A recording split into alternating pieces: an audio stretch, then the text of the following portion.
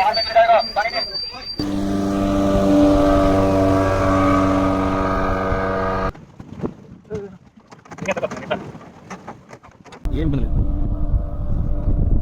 Friends, welcome to our channel.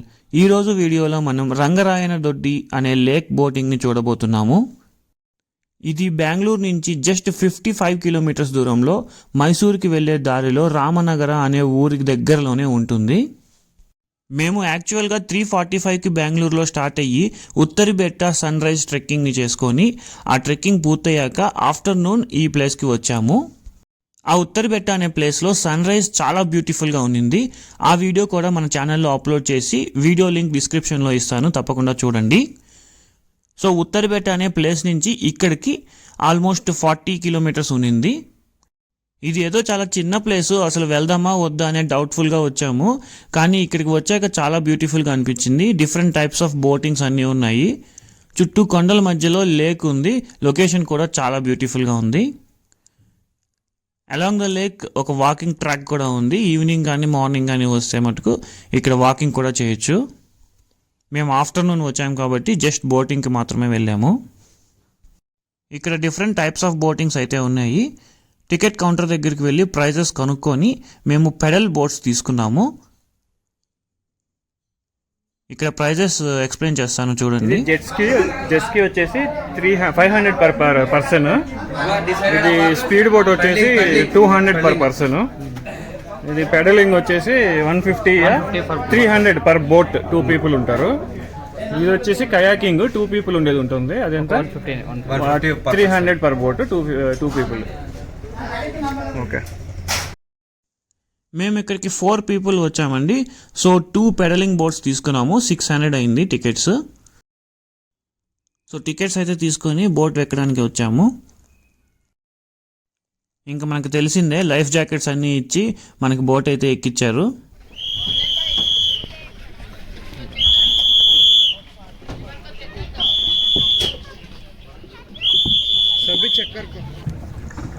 Boat ఎక్కి ఇంకా మేము పెడలింగ్ అయితే స్టార్ట్ చేసాము.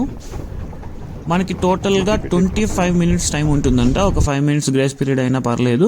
నియర్లీ 30 మినిట్స్ వరకు మనకి ఈ బోట్ పెడలింగ్ చేసే అవకాశం ఉంటుంది. ఆల్మోస్ట్ లేక్ మొత్తం ఒక రౌండ్ చుట్టేసి అయితే రావచ్చు ఒక 30 మినిట్స్లో. మేము యాక్చువల్గా వెళ్ళింది వీకెండ్. సో వీకెండ్కి ఆ ప్రైజెస్కి అయితే మాకు వర్త్ అని అనిపించింది.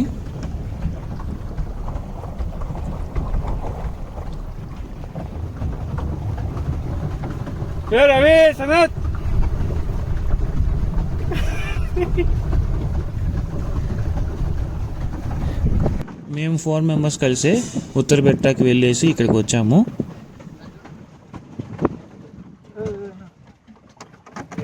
ఈ బోటింగ్ అయితే మేము చాలా బాగా ఎంజాయ్ చేసాము. ఇంత బాగుంటుంది అనుకోలేదు ఈ లేక్ అండ్ వ్యూ. పెడలింగ్ అయితే కొంచెం కష్టమే.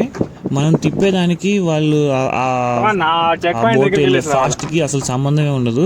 మనమేమో తొక్కుతూనే ఉంటాము, అదేమో స్లోగా వెళ్తుంది. స్టీరింగ్ కంట్రోల్ అయితే అర్థమైపోతుంది. లెఫ్ట్కి తిప్పితే లెఫ్ట్, రైట్కి తిప్పితే రైట్. మధ్యలో ఒక లివర్ ఇస్తాడు. ఆ లివర్ ఎటు తిప్పితే అటు టర్నింగ్ తీసుకుంటూ పోతుంది అనమాట.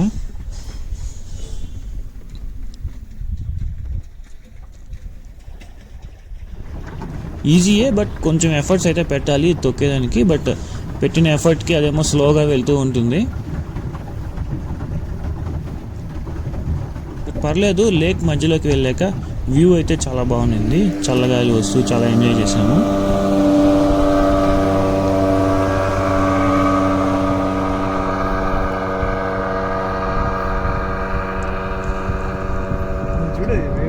మధ్యలో ఈ స్పీడ్ బోట్ అయితే వెళ్తూ ఉంది. దాని నుంచి వచ్చిన వేవ్స్కి బోట్ అయితే కదిలిపోతూ ఉంది. ఎక్కడ పడిపోతుందో అన్నట్టు భయపడ్డాము. బట్ అంత బ్యాలెన్స్ లేకుండా అయితే ఏం లేదు.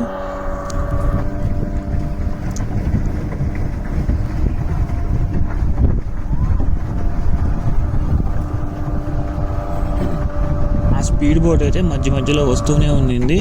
ఆ వేవ్స్ వల్ల బోట్ అయితే ఊగిపోతూ, అది కూడా ఒక ఎక్స్పీరియన్స్గా అనిపించింది.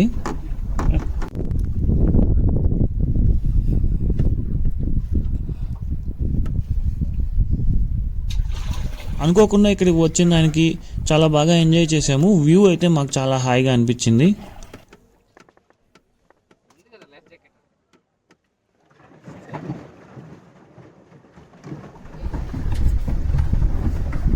అంతే, పెడలింగ్ బోట్ టైమింగ్ కూడా అయిపోయింది. 25 minutes, ఆల్మోస్ట్ 28 minutes దాకా పట్టింది మాకు ఒక రౌండ్ వేసుకొని వచ్చేదానికి.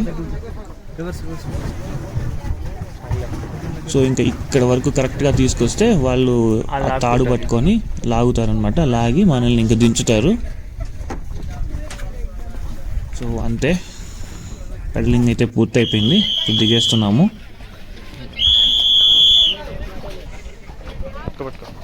అంటే మా ఫ్రెండ్స్ కూడా వచ్చేసారు, ఇంకొక బోట్ కూడా.